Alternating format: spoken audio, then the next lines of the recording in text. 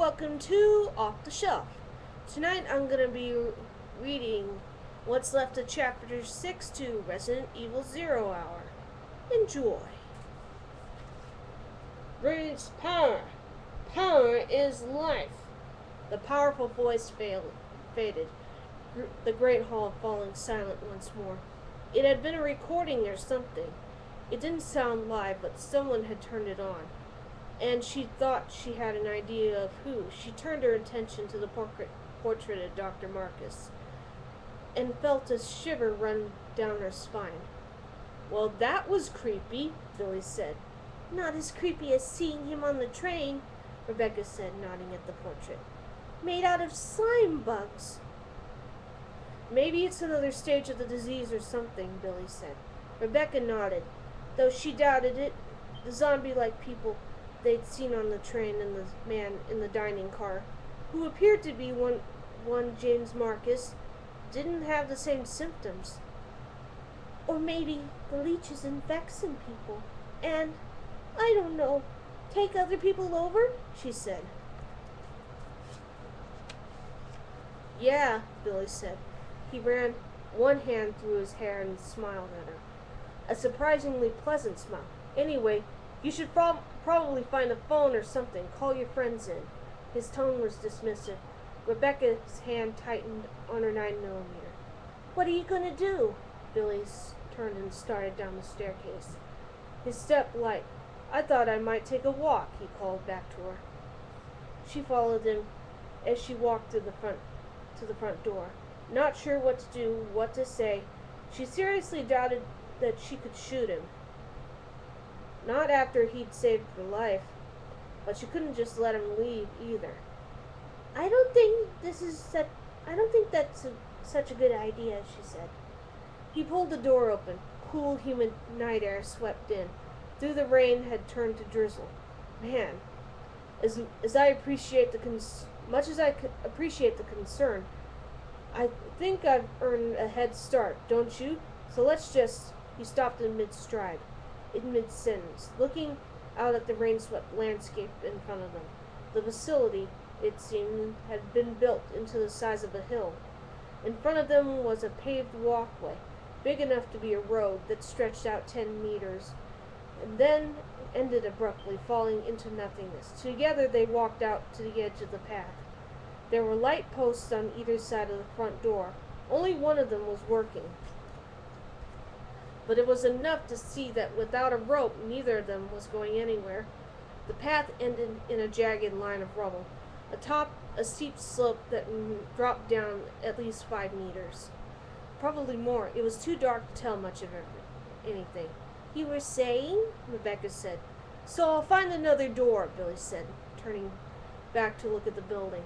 It looked like an estate. It was certainly decorated like some stuffy billionaire's weekend getaway. But they'd both seen the Umbrella training facility logo stamped into the polished marble floor. Rebecca figured it was like an executive retreat or something. It had an air of abandonment, but the place had power, lights. Of course, they'd seen so far was where the train had crashed, the extravagant lobby, and the half-submerged tunnel that connected the two. Not much to go on. I saw at least 2 in there, not counting whatever's at the top of the stairs, he continued. "And if all else fails, maybe I can crawl back out through the train." "Assuming my friends don't show up first," Rebecca said. She stepped back, picked up her radio, and hit the transmit signal. Billy's radio beeped in response, but that was the only response. After a long moment of radio silence, the only sound that of rain dripping off distant trees. Billy smirked. "Assuming you find the phone." God, he was irritating me. She turned and started back for the house, slightly amazed. As she reached the door, that she felt safe enough to turn her back to him. Although, if he'd wanted her dead, he'd already had the ample opportunity. In spite of her intentions to the contrary, she was having trouble thinking of him as dangerous. Her instincts were telling her otherwise. And that was one of the first lessons that stars taught. You might misread your intuition, but it was never wrong. Ugh. He caught up to her as she stepped back inside, and they both stopped staring. The painting of Marcus was gone. There was a doorway there now, a dark opening in the wall from their angle at the bottom of the stairs. There was no way to tell what was past the opening. She was about to tell Billy to hang back when he stepped in front of her, his weapon in hand. As he swept the arena, his posture, his gaze at full alert, she was again struck by the strong feeling that he wasn't what he had originally appeared to be. Not that I need to be protected. She moved to his side, surveying the room as she'd been trained, and together they headed up the stairs, stopping at the landing. The new entry opened on a staircase heading down, a blank, barely lit corridor at the bottom. Questions? Comments? Billy asked, peering down. Someone wants us to go downstairs, she said. Kind of what I was thinking. And I'm also thinking that it might not be such a good idea. Rebecca nodded. She turned away from the opening, looking around at their options. There were two doors downstairs, one on the left wall, one on the right. On the second floor, she could see 4 more from where she was standing.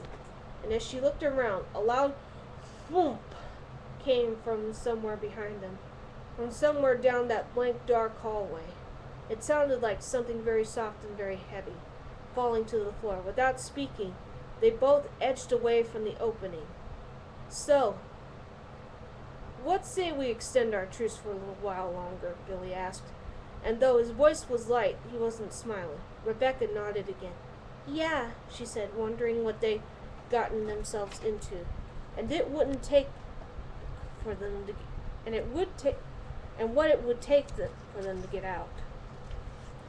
Yes, that's it for chapter 6. Until then, I'll see you later. Good night, or good day.